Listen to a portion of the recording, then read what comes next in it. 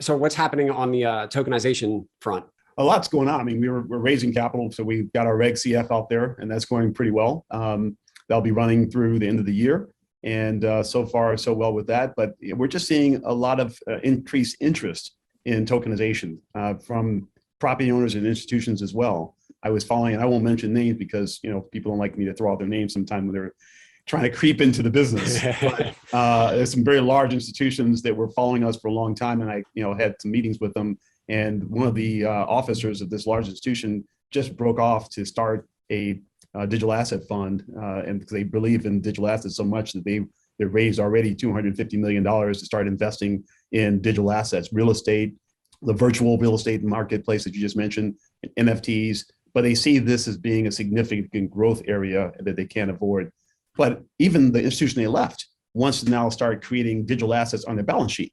So that is also an initiative they want, is to find digital assets they can buy in bulk to put on their balance sheet. And so we believe that by creating that kind of content with high quality commercial real estate, that we are feeding into the demand that these institutions are going to want, as well as individuals.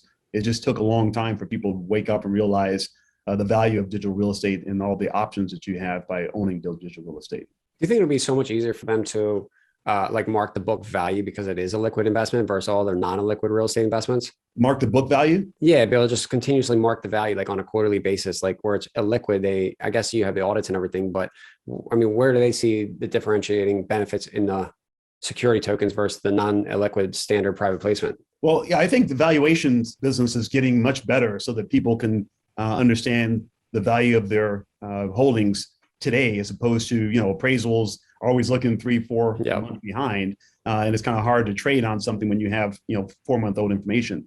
But, companies like Walker Dunlap are creating new methods of evaluations. I mean, there's that Apprise they came up with, which is giving, using a lot of data points with AI to kind of determine what a value is. And we are also looking at, valuations. First of all of our clients have to give us quarterly financial statements so that our investors can look at that and see how they're doing in terms of their forecasts, right? They've all forecasted a 5-year, 10-year plan. And when you're now looking at quarterly financial statements, you can at least see that they're on track with that. But we will be, buying into some of these other methods of evaluation, which will give, customers more of a daily approach. For example, if they subtract all or pull all the data from debits and credits from the bank statements, they can tell whether or not the collections are in line where they're supposed to be. They can tell whether or not the expenses are in line where they're supposed to be based on just daily activity. And then you can also look at market comps and market data to see if the positioning of the occupancy is in line with the marketplace, the rents are in line with the marketplace.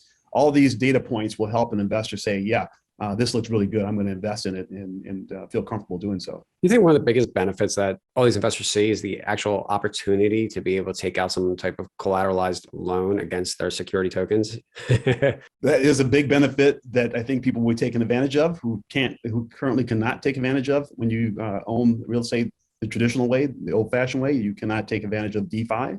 You can't take advantage of the collateral in your asset. But you're absolutely right. The way I see it is that folks who are buying into digital real estate and putting those tokens in their wallet can now wrap that around the cryptocurrency and be able to do DeFi and really now generate income on two levels, right? You have income coming from your yield on your real estate asset. Maybe that's 5 or 6 or 10%. And then you're actually loaning out or borrowing off of your collateral to generate additional income through DeFi, right? And this is down the road, but I think it's starting to happen, and people starting to look at that very carefully, especially as those who are involved in DeFi right now. Before, when I talked to them, they just didn't understand real estate. So therefore, it was all about just DeFi off cryptocurrencies. Now that they realize that real estate would be a much more solid base for doing DeFi transaction, they're looking to figure out how they can now use that as collateral. Because think about it, if you just use Bitcoin as collateral for DeFi, and it dropped 40%. I mean, all of a sudden your collateral is busted. You have to put more collateral in, right? So the whole idea with real estate is that won't be the case. The biggest downfall for real estate to be part of that process was the liquidity side. How can they sell it very quickly if they had to? And there are a lot of liquidity pools being generated right now to help you to liquefy your real estate pretty quickly. I mean, how long do you think till kind of banks get comfortable with underwriting these tokens and providing loans against them for clients? People look. I was just at a conference in Austin last week. I'm going to one tomorrow. This is what's on the table in terms of liquidity pools for providing mortgage financing for real estate, using that as collateral. As far as providing mezz debt for real estate, using it as collateral. And so they're looking at cryptocurrency as in that form of kind of a stable coin that provides that level of liquidity pool as well. So I would say that it's starting to happen right now. They're telling us by October, November, we should be kicking off the first few liquidity pools for real estate. And so that sounds very promising. I never like to wait because, everybody's promising something's going to happen in the crypto space in our industry. And I said, well, that's great when it does happen. But I think right now there's still a strong demand for people to start digitizing their assets because they want to be ready for the opportunity for liquidity. If you're not even digitized, then there's no way you can be visible, no way you can be ready, no way you have these options. But if you are digitized and now even without liquidity pools, you now have your shares amongst your current shareholders spread out on the blockchain, it allows them to be able to sell those shares whenever they want to, which they didn't have the opportunity to do before. It allows them to use those shares as collateral, which they couldn't do before. So I think things are really ramping up much faster than they had previous years. And how are you seeing the current appetite kind of growing and also investor education to onboard new investors into the security market? Well, I said, as more competitors come into the marketplace, as people like NASDAQ start to put billions of, at least hundreds of millions of dollars in advertising these opportunities, that's creating the awareness for building owners to say, hey, there's got to be something here. I want to learn more. And I think the education is becoming more and more prevalent and available just because you're seeing articles every day that pertain to real estate tokenization. And so I know owners are gobbling it up because you think about real estate where we are today. You've been in real estate for a long time. It's tough right now. I mean, to find deals that make sense is extremely tough. And I would say it's tough because the average investor doesn't have, the long tail of capital to sit on an investment at 3% and wait for it to become, profitable. If somebody buying something at 3.5% cap rate has a higher chance on failure than they do of success, right? And so you think about all the money now, people are selling assets at 3.5 cap, and these big institutions are gobbling it up because they have, low cost of capital and they have a lot of equity. But the person who just sold the asset is in a, has a decision to make because now they have capital they're either going to pay capital gains tax on, or they're going to roll into a 1031 exchange. And so when you sell at 3.25 cap, and what are you going to buy in that same area of real estate, so say apartments? It's going to be hard to buy anything that's, at a favorable cap rate, which means you're going to rush into buying something at 3.25 cap and hope that things get better. More than likely, you're putting yourself in a very difficult situation in terms of making success in the future. So I think people are looking for new ways in which they can make money with their capital. And by diversifying that equity into 25 projects instead of one is one way of achieving that. And also by having these new capabilities of liquidity for your assets, being able to sell your assets, trade your assets, use DeFi against the assets to make additional income. These are all new ways to create earnings on a real estate investment that didn't exist before. Are you guys currently doing any like monthly webinars or anything out to the syndicators out there doing these deals to kind of educate them and bring them on board? We're going to be doing more webinars. We've done just a few, and I was doing really much introductions on properties we're putting on the blockchain. So we're introducing the property, introducing the sponsors, just creating more content awareness as opposed to webinars of the benefits. Usually we talk to our clients one-on-one about benefits when they ask us.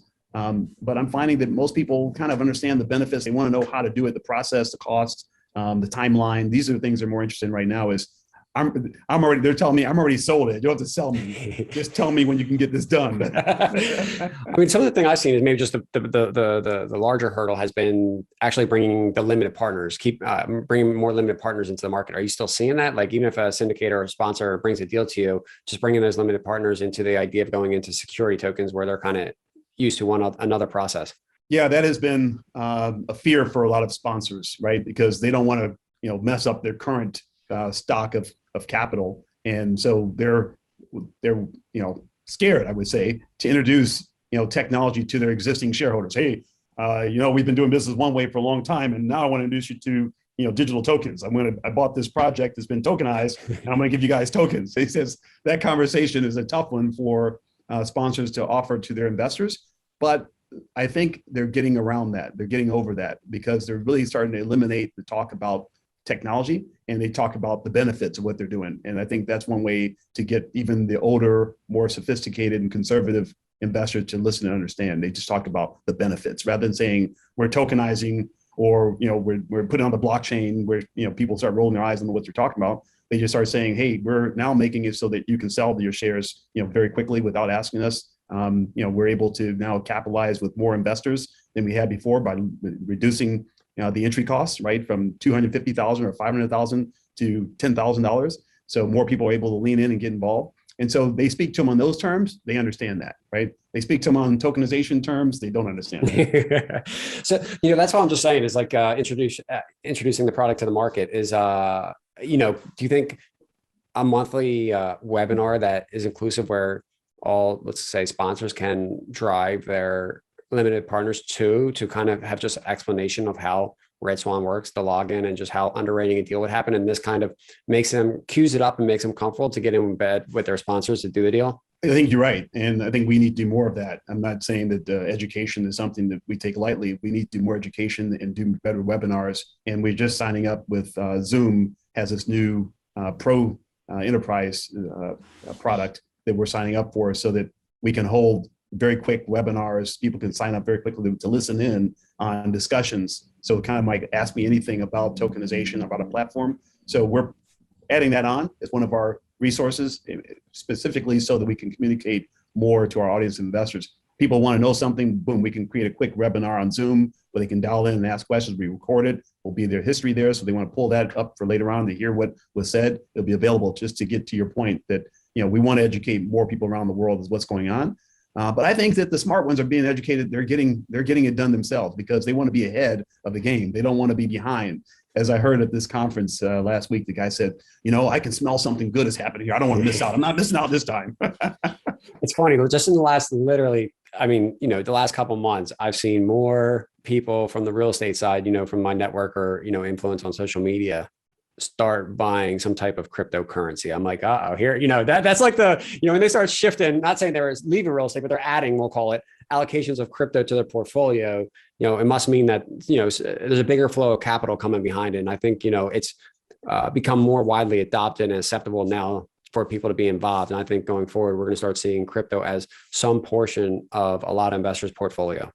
Absolutely. And I think that's the reason why we've been really talking to crypto owners more so than non-crypto owners. We're talking to, property owners because we wanted to give them the benefit of bringing capital to them. But the audience that we're attracting for deals are audience that already has cryptocurrency as a wallet because they're now looking for a place to park their crypto. They want to diversify. They can't just sit in 1 or 2 or 10 cryptos that are bouncing up and down every day. They want to diversify into something else. It's a harder asset. And so it's much easier for them now to be able to buy into digital real estate without having to convert their crypto into fiat dollars. Do you see something, where, a certain company starts collateralizing all these tokens, into certain pools and then offering them back out? I hear people are looking to do that. I think that is, like I said, the opportunity to generate additional yield by exercising your digital asset with digital currencies, right? And for the longest time, the only way you could do that was by using kind of stable coins. And since you're already into a digital asset, currency asset, you can use that for financing. But now that you have stable coins that might be centered around real estate, that just changes that equation. At least it gives people a lot more comfort level that there's stability in the assets they're financing. That sounds good. So what's been happening recently? What are you guys up to? A lot is happening. We're coming out with lots of announcements we think are important.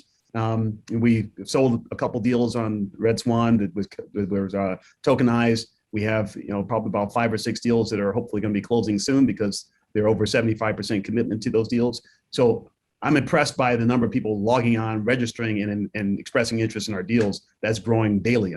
Before it was a trickle, and now every day I'm seeing 50, 60 people who are signing on. Seriously, it's crazy. And from all over the world, not just the United States. I'm talking, so many different places in the world. I'm hearing more partners who are calling up and saying they want to partner with us. They have a platform, but they don't have any content. They want us to be able to, park our projects onto their platform so they can enhance their coin they're coming out with, right? So a lot of opportunities are taking place. But I think one of the most interesting announcements we're coming up with now is that Now, we have two of our sponsors that's about $320 million worth of real estate. Both are new developments, apartment buildings, have allowed us to offer their shares to Dogecoin owners. And I said, well, why Dogecoin? Well, they figure Dogecoin is looking for a purpose, right? They've been more about social and less about economic, but they have a very strong following, very loyal following. There's about 33 billion in the market cap for them. And right now the price of the shares are really low. And so offering them an opportunity now to start getting more savvy into investments, especially real estate investments that are digital, is like a whole new education for a Dogecoin owner. So we're excited about that, because not only is it going to be, I think, popular for Dogecoin to start getting into other types of digital investments, but you'll start seeing other coins focusing on the same thing, right? So they're moving their platform into more financial type of investments, and have more financial savvy behind their investments, as opposed to just flying to space, or doing some of the things like going to a Mavericks game with tickets. That's all good. It shows that the purchasing power is there, but now put that purchasing power in a place where you can actually start generating earnings and dividends and income, be part of the core fabric of institutional investments of the world. Well, this is cool. So if I have Dogecoin, right, what do I do? What happens? So if you have Dogecoin and you decide you want to use some of that Dogecoin to buy in, you basically will send your Dogecoin. Well, first of all, you tell us that you want to buy so many shares of one of whichever asset is available, and we have two. And then we'll onboard you, make sure that you're KYC. We still have to do that. And then we'll take your Dogecoin, and then we'll put it in our Coinbase account, and then we'll give you shares of this company stock, the building stock, so that now you would own shares of the building as a LP investor. And so that hard asset now will continue to grow and continue to make dividends for you. But it's just a way of you offsetting some of your Dogecoin into something else that's a little bit more stable. That's interesting. So is that going to be available on all deals moving forward, or just these two specific syndications? Just these two right now. We want to see how well it goes. Of course, I can, if it's successful, I can definitely talk my other sponsors into accepting Dogecoin as well. We just think that that's a coin that has a lot of great base of investors, very centric in terms of their communication and things they're doing, and they're all about doing good. I mean, it seems like Dogecoin owners want to do a lot of good things, even from the very beginning when they helped the bobsledding team, right, by raising capital initially. So we want to just take that, help move it into other areas of finance. What are these assets that are going to be available? These assets available right now, and the two assets that we're focusing on are the Lake House asset, which is in CBD of Oakland, California. It's a 26-story high-rise. NREA, which is the developers of $8 billion company, so they have plenty of capital. Matter of fact, this asset, Lake House, is already pretty much fully subscribed. They just allowed us to take one sliver of the capital, which is $20 million, and offer to Dogecoin. But if they have the capital already, so everything is already capitalized. They have, NREA has put over $46 million of their money into the asset. We have another major investor, I can't mention the name right now, who's put up $184 million in terms of a mortgage for the asset. And then we have another major institution is buying $20 million worth of tax credits. So it's already pretty much fully capitalized.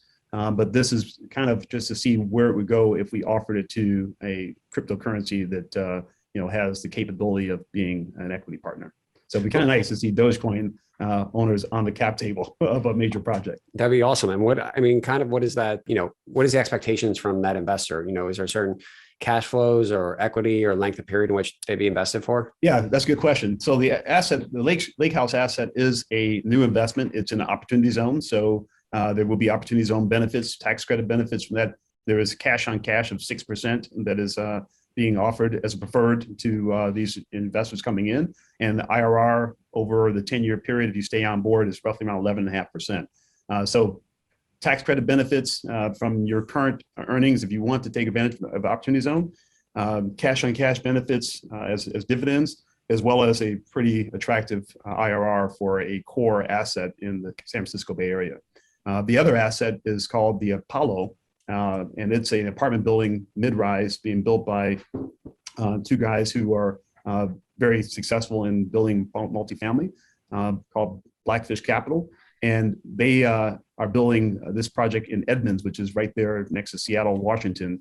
And it's a multifamily mid-rise product, great location, close to the beach, and a great market area where, I think affordable housing is very hard to find. So we're excited about both of these projects accepting Dogecoin. And we think that this is a turning point for allowing cryptocurrencies to start getting directly involved in real estate. No, is anyone, because now they typically just need to have a Coinbase setup, a Coinbase account to set up to participate, or what are the requirements? They don't have to have Coinbase participate. They can basically send to our Coinbase account. RedSwan has a Coinbase account. We custody all our assets with Coinbase. So basically, whatever wallet they have with their capital, they can just send that to us. Once we receive that has been received and documented, we then will turn around and send them the shares to their wallet. Or if they don't have a wallet, we'll hold their shares for them in Coinbase on our account with Coinbase. We have an omnibus account for all of our shareholders. Is there any requirements for net worth or anything to participate? Yeah, there is. You have to be a accredited investor. I can't get around that. Got it. But I think most accredited investors, classification has kind of been broadened in recent years. And so I think that anyone who has income that's $300,000 a year or more, which be single or married, as well as having either or having $1 million in net worth outside of your principal residence, qualifies you as a accredited investor. They also have new modifications where if you're in the industry of finance and you're doing financial work, investment work, that you can qualify as well. But we think that there are a lot of Dogecoin owners that definitely qualify, a lot of whales of Dogecoin that qualify as accredited investors. And hopefully, as time goes on, the SEC will continue to kind of lighten the requirements for accredited investor. But for overseas investors, our Reg S, they don't have to be accredited. We just do a KYC to make sure that they're not on any particularly bad boy list, and then they can invest directly. In the US, they have to be accredited, and anyone outside the US can also participate, and they just have to go through the KYC requirements. That's correct. So, and that makes it a lot easier because there's a lot of Dogecoin owners overseas that are looking for ways to diversify their investment. And we're hoping that they'll take advantage of this. At least a few of them will. It'll probably sell off pretty quickly because there's, like I said, 38 billion of Dogecoin. There's only $36 million opportunity that we're offering for these two properties. So, not everybody that has Dogecoin probably can participate, but hopefully it's just a starting point so we can offer more projects that are high quality like this. I'm sure there's definitely some multimillionaires sitting around in Dogecoin after the past year, huh? They are, which makes them accredited, right? And yeah. even, if not, they're just investment savvy around the world. We hope that it has done some value for Dogecoin, right? Because now if more people are buying it so they can get into investments, then becomes more of a preferred investment coin as opposed to something that doesn't really have that kind of benefit. That's cool. And when it comes to like the, tax statements, can the investors, is that something the sponsor prepares for them and sends to them directly? Tax statements like K1s? Yes. Yeah. So we handle that. RedSwan handles all the corporate communication for our sponsors, which means that any voting activity we handle, any capital calls we would handle, any dividend distributions we handle. And then, of course, tax reporting, they issue a K1 to RedSwan, and then we turn around and issue K1s to all the investors on the cap table.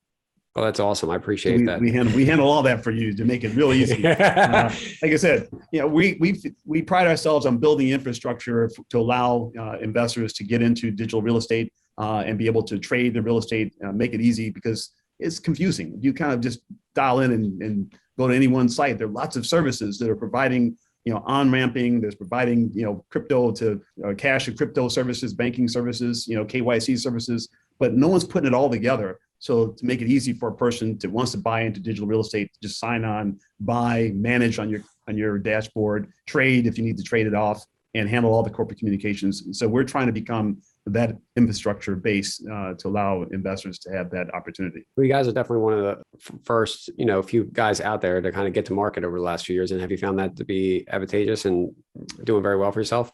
Well, it's advantageous, yes, but it also means that Target is on our back to figure out what we're doing, how they can kind of copy what we're doing, how they can be better. Of course. And I'm okay with that, right? Because that's all positive. That means that if somebody's going to be better, that means they have to study and come out with something better. But then we get to watch them and become and better. And copy back. So, yeah, so it's okay. The market is huge. We just want to be a critical part of the market to help people. Well, a little bit of background just about yourself is that, you can kind of give me more insight, but your background and your experience and your network is kind of giving you the head start. Can you give us more insight into that? Well, I had a chance to see it coming before it happened, which and I took the leap of faith that it was going to actually happen back in 2018. You can see real estate becoming more expensive. You can see that the elites and the big institutions were predominantly buying all the real estate, and all the good real estate was bought by the bigger purse strings. Smaller guys were having a hard time and still having a hard time. When I say that is they're buying the most risky type of real estate, the small mom and pop,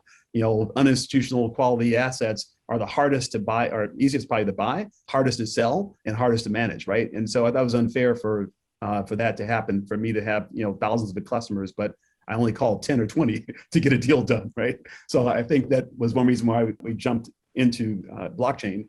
But yeah, I think the experience that we've had with commercial real estate and being able to talk to property owners and know what their pain points are in terms of selling or buying has made it very useful for us to be able to really start picking up more clients, talking to the heads of major real estate companies. So there's a lot going on. I mean, we got our arms around billions of real estate deals, right? How many years you been in the game? I've been in commercial real estate for 18 years, and that was with Cushman Wakefield and Colliers as the executive director for capital markets. So I've seen a lot of billions of dollars worth of transactions that we facilitated. But I also see the problems in the industry, and I think that this is now a major benefit for them. I mean, just think about the financing capabilities with digital capital as opposed to traditional capital is going to change our whole industry. You watch, mezz debt has been a big component of the capital stack, whether that, even though the sliver of it is probably between 5 and 25%, it drives the most expense, in terms of cost,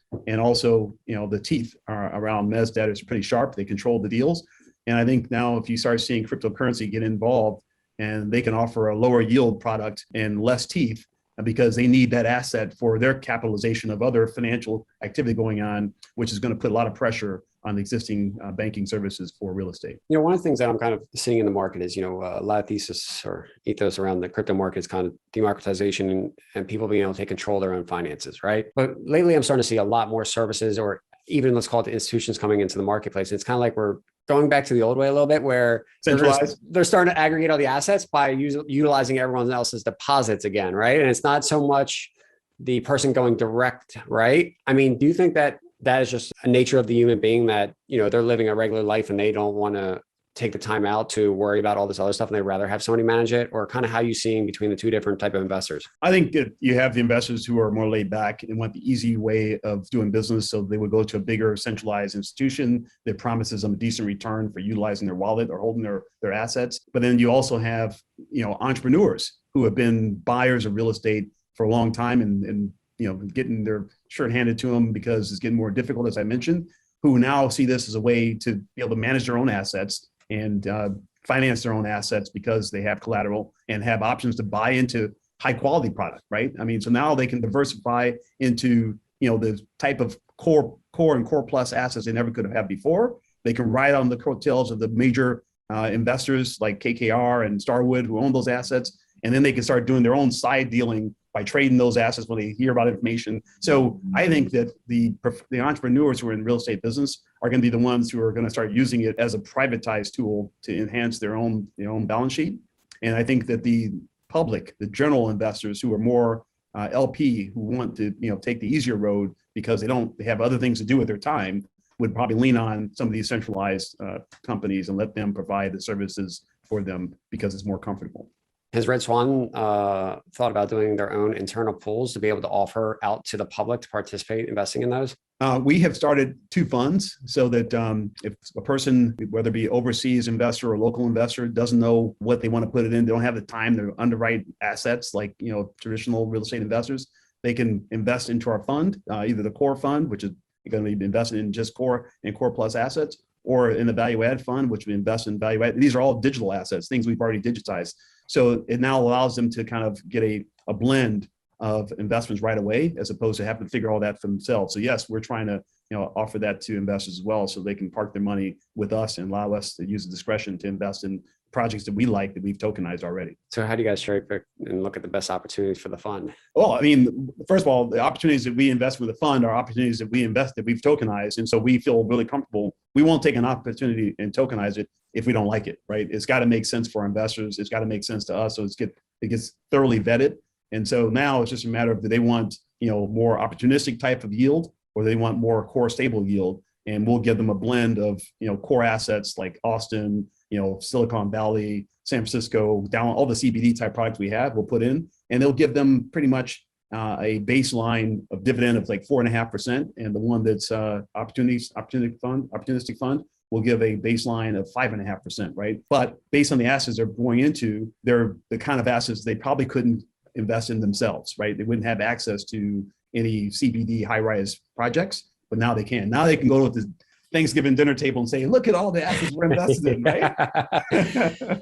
That's good. That's right. You got to keep, you got to make them a profile for the app so they could kind of have that bragging rights, right? Almost like an NFT. You got to create an NFT for each project. So if you're an LP, you get an NFT and then you could display it on your pages, right? Right. They say I own interest in all these properties, apartment properties or whatever kind of properties. We're looking at office and hospitality very, very closely because we're seeing a lot of pricing benefits in those two categories. And so there's some things we're working on there too. We can help people get the best pricing on an asset in those segments that are going to be repurposed, because we think there's a lot of repurposing taking place in the hospitality as well as in the office sector. So being able to buy well and have access will be important for investors. And by them being part of our ecosystem, they'll see these type of assets and be able to get involved in it early. Well, that's awesome. Anything else we want to cover today? Just the foreign investors are really starting to pile in. I mean, we're getting a lot of interest from Vietnam and from Singapore. They like US dominated assets, dollar denominated assets. And so they're looking for way, and they're already heavily invested in cryptocurrency. They're looking for a way now that they can put that into some hard assets. So we see the world getting smaller and more digitized. Race to zero. It is. Right? Hey, it's not a race though anymore. I used to think it was a race when we first started, Joe, and I'm sure you feel the same way. It's not a race anymore. I mean, we're just trying to become major players there and keep the pace. Otherwise, we're chasing after ourselves. If we're trying to race, we're racing against ourselves. Now I look at it as kind of just maintaining and growing and building that infrastructure so that people have a very positive experience when they do business with us and they can successfully get from A to B. Is what we're trying to accomplish. I'm not trying to race anymore because I realize that, you just wear yourself down by racing. You look over your shoulder, there's not anybody there. You look on the other side, there's not anybody there. So who you running from? That's true. That's true. What are you seeing I guess let's leave off. How about market analysis? What are you seeing in the current market and where do you think it's really going? I see a lot of expensive real estate in the current market today. I see people who are trying to buy this real estate because they have capital they raised. And they're betting that they can do a better job of turning those assets they pay a lot of money for. But I think they're just really pushing money out the door because they have money. And I don't think that's a good investment strategy. So I'm looking for a correction in the business, right? So that, people can really jump in and buy good values.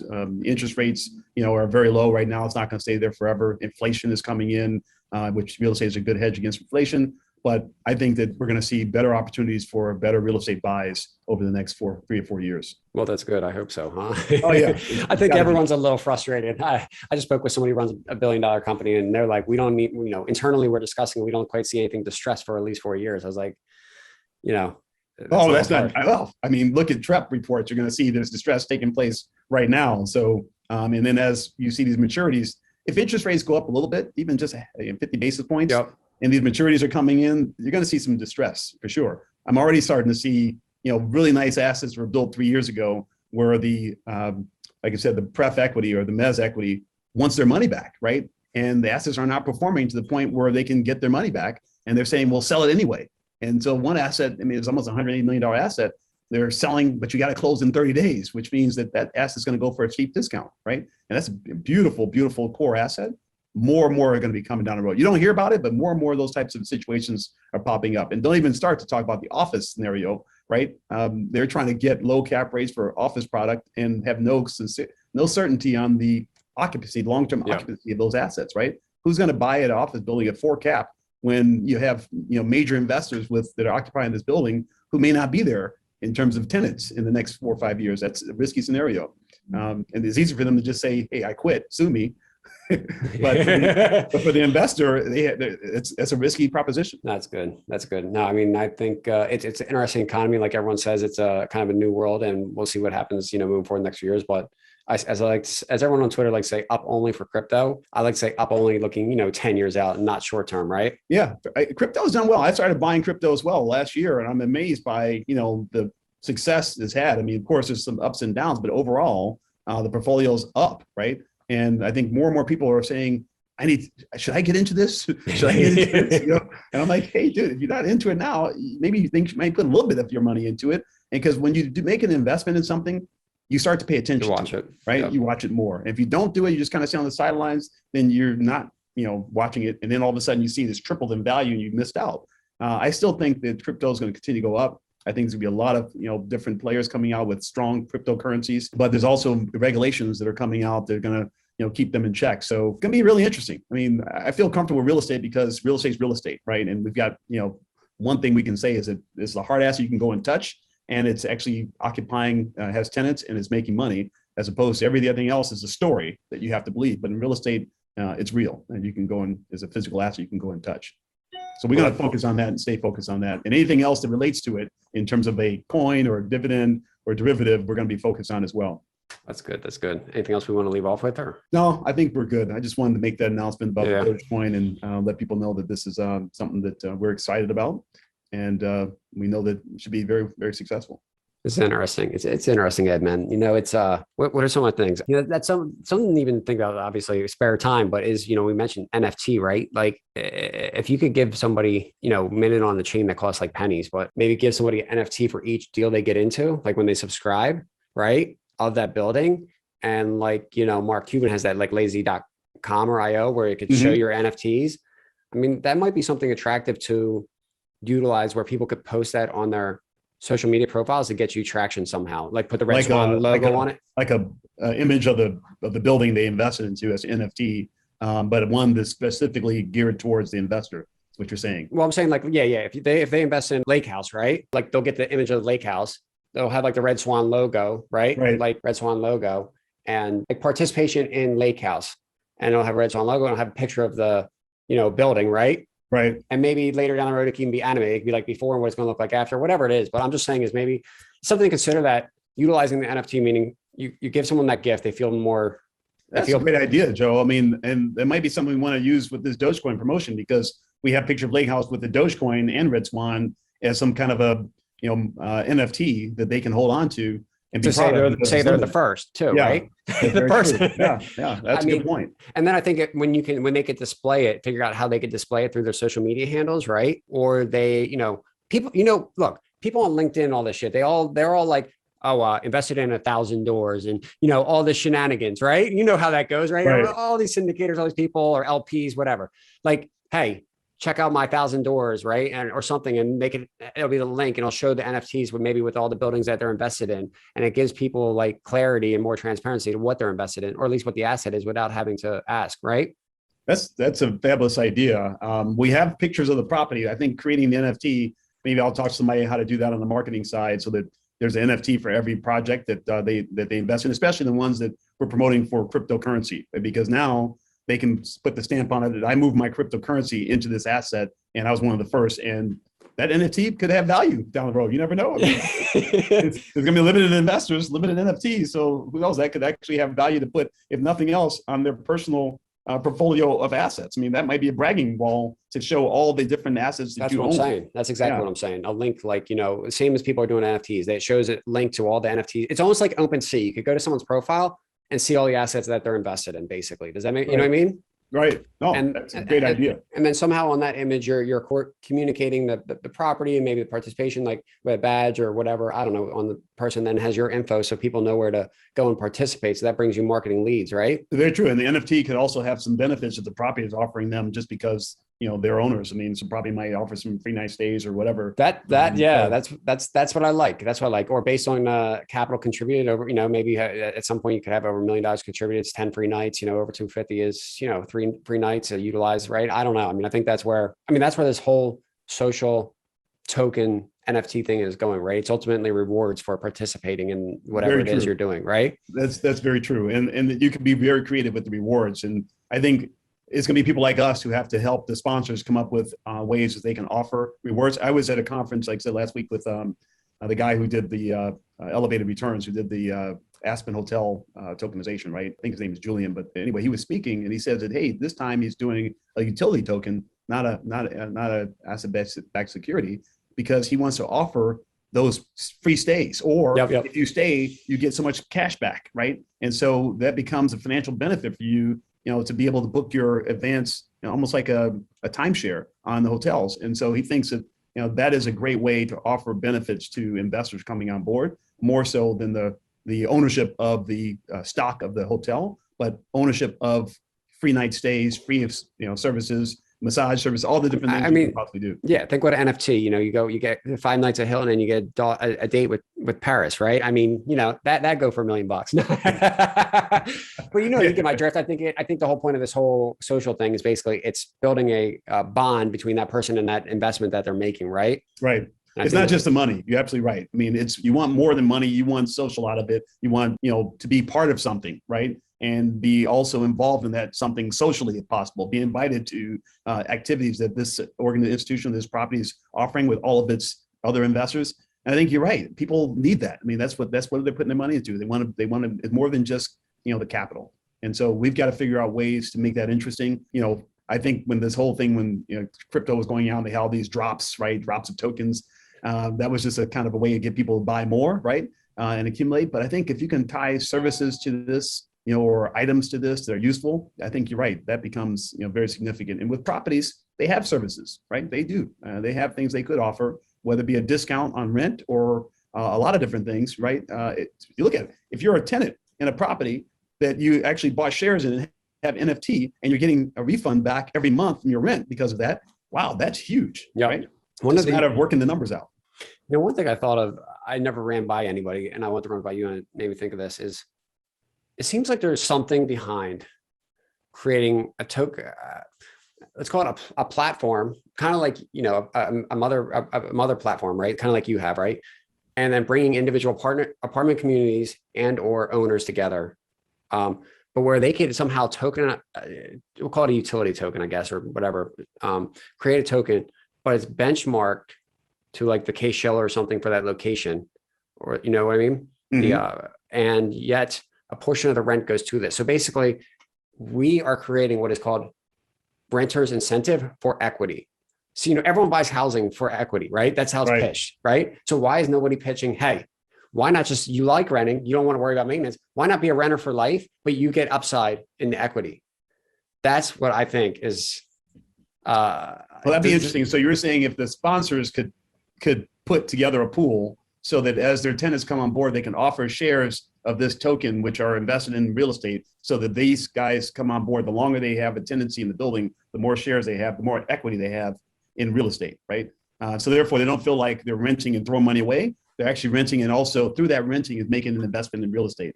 Another great idea. I mean, even if they're charging them $50 more a month, but they're allocating it to some pool, like there's just the mindset of when they leave that deal. Well, two things, right?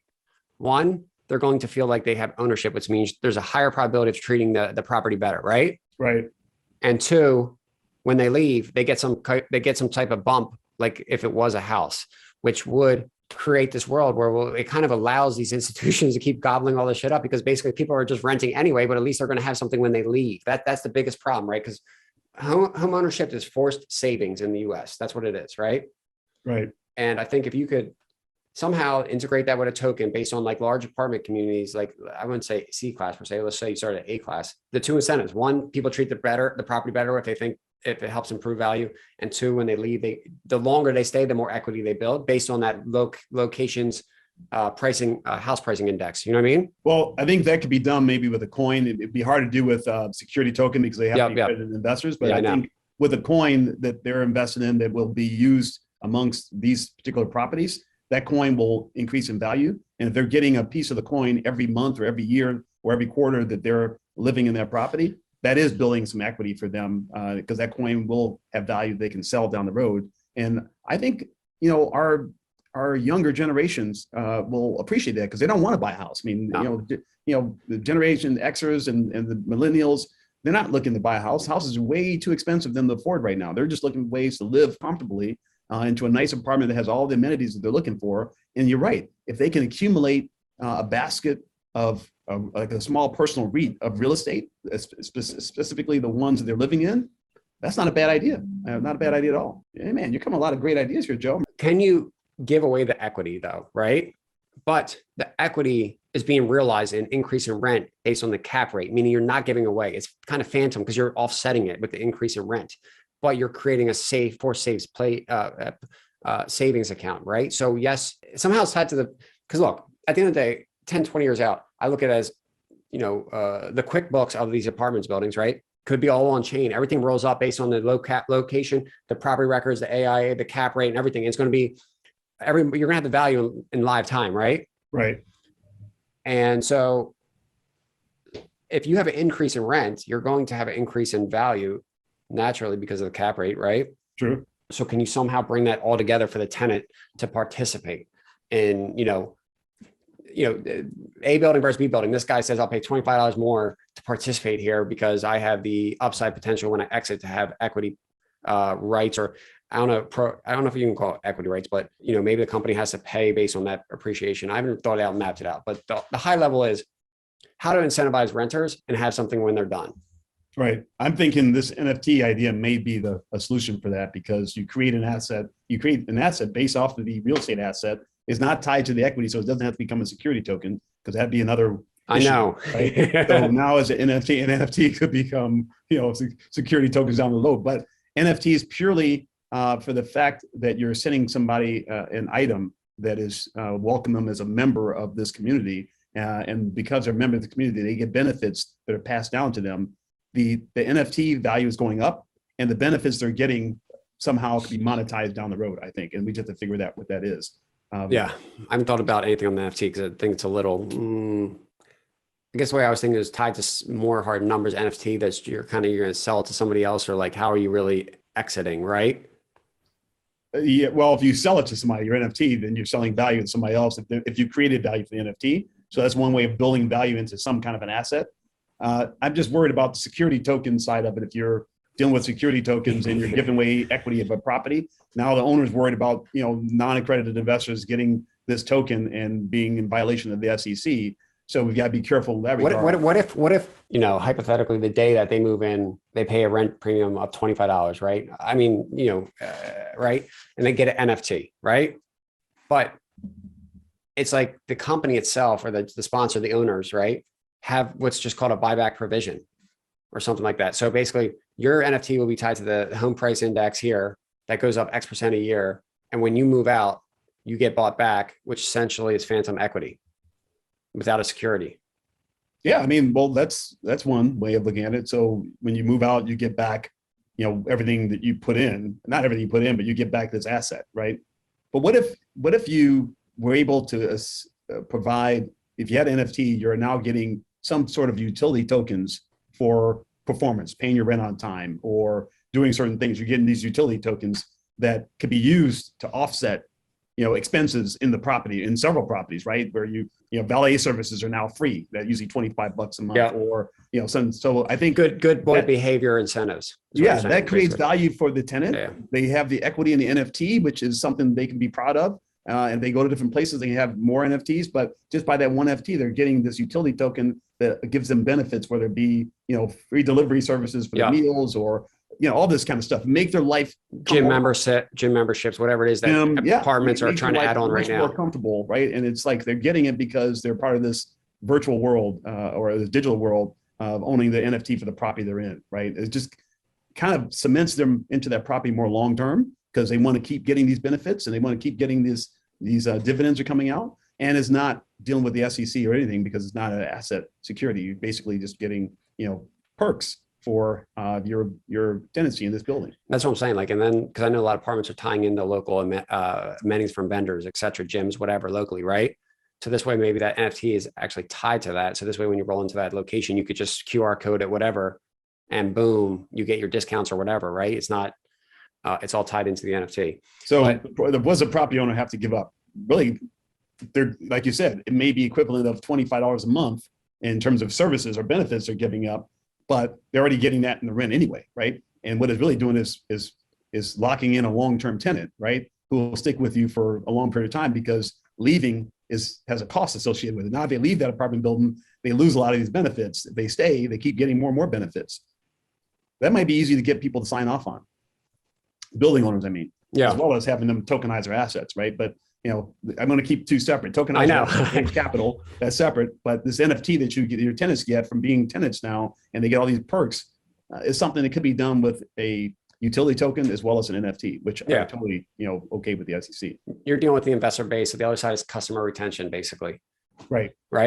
But it also builds a good reputation between themselves and the sponsor of the building, right? Because now there's a relationship there that holds their tenants in place while we're creating better value for the overall stock of their building. I kind of like that. Well, I'll circle, drum that up. And when we circle back at some point soon, or even if you're running by, as you speak to a few of these sponsors, just throw it out there. Say, hey, look, we're, whatever. I'm speaking with one or two guys, and we're kind of just discussing how we can look at the other side of retention from a renter standpoint, right? And, how can we integrate good boy behavior and local discounts and maybe some type of phantom, call it equity, not tied to any type of security type, but for them to be able to, if they rent there for 5 years, they're walking away with more than just leaving with zero, but maybe $10,000-$20,000. Right. Yeah. Not to mention the savings they get from all the perks that are coming through down the road. So I will think about that. Put that on a to-do list here and see what we can probably create. The NFT, maybe it's almost like, maybe with the NFT, it's almost like a good boy buyout behavior, right? Like, hey, if you're here 5 years, with this good boy behavior, you get bought out for, you can walk away with 30,000. I don't know. Or based on how, how some metrics, right?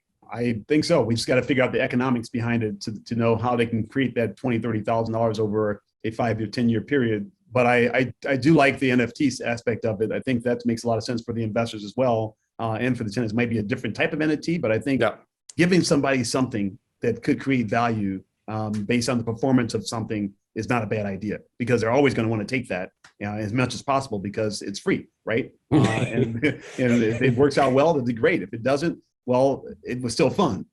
So I think we've tried to figure out how to do it around these NFTs. That's a good idea. I think there's a whole different, purpose that I'm getting out of my job. It's no longer money like it used to be. Yeah. I mean, money.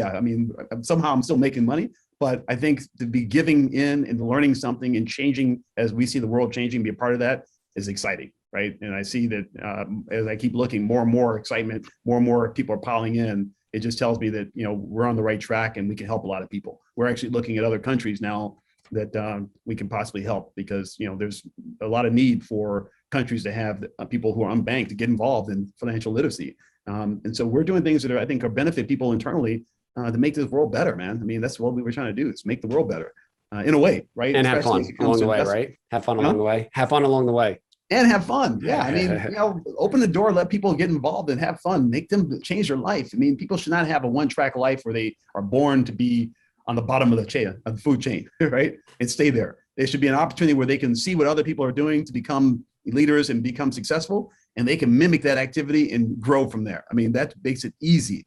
Before, we never had that opportunity. A person is successful, they were born successful, they're born into the channel, all the opportunities come to them. You don't know what they're doing, but somehow they just keep getting bigger and bigger. But now you get to see what they're doing and they're doing it with them, even on a small scale, even if it's $2 a month, right? That's $2 of capital buying into something hard is going to keep growing. I started early when I was young, buying real estate, buying things, getting into business, and it's done well for me because I had that mindset, right? Watching my old man. But many people, they grow up, they go to college, they want to get a job, they want a good job, a good paying job, they go that track rate, then they get stuck in their job, and things just never get better. They just get kind of stayed in the same rut. I think the world is really changing. Jobs are changing. Small jobs are no longer attractive. People don't want to go to work anymore. They definitely don't. Not in the last year, man. Nobody wants to go to work for small money anymore. People are thinking differently. So, now's a great opportunity to change. Congratulations for being a part of that change. Yeah, man, I appreciate it. What do you want me to, you guys are kind of launching some PR tomorrow on this? Yeah, we got a big PR campaign for the next couple of weeks on this. And this is going to run through end of October for the Dogecoin. And then we have another big announcement coming out in November, but I'll stick with this one first to make sure that it does well. And hopefully it catches on to something important where we give them some value to coin holders so that they have an option. They need places to park their money as well. They can't just sit in one thing and hope it goes up and down based on, politics or Elon or Cuban influencers. Yeah. Or influencers. They got to figure out other ways of being independent. Thank you for jumping on, my man. Appreciate it. Always good person to speak with. Always happy and smiling. So anything you need, feel free to reach out. And I'm sure in the next month or two, we'll circle back on any of these ideas, or if you want to talk, and we'll catch back up. Sound good? Sounds good, buddy. Thank you. Care. Bye. Bye. If you want to get notified of our upcoming exclusive interviews, subscribe and tap the bell icon below.